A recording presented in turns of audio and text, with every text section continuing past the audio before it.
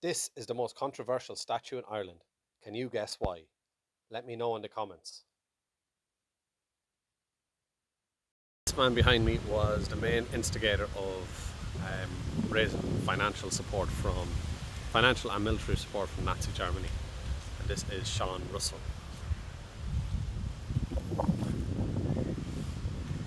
So during the 20s and 30s, when the IRA were in decline, he rose to the rank of Chief of Staff.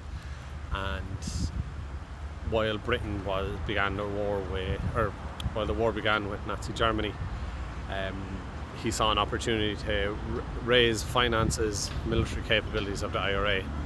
So he initiated what he called the S Plan, and that was to travel to Nazi Germany, raise military support, and gain training from Nazi Germany in explosives and demolition tactics.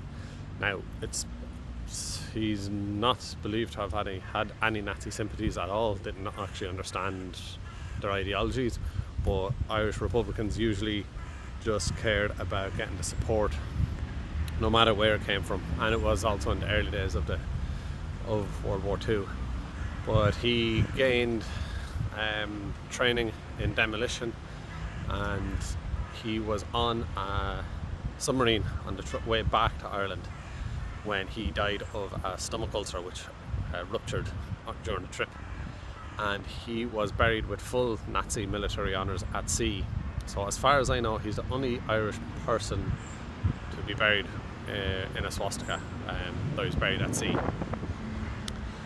This statue is here not because of his sympathies with Nazi Germany, which I don't believe existed, but because of his Republican activities.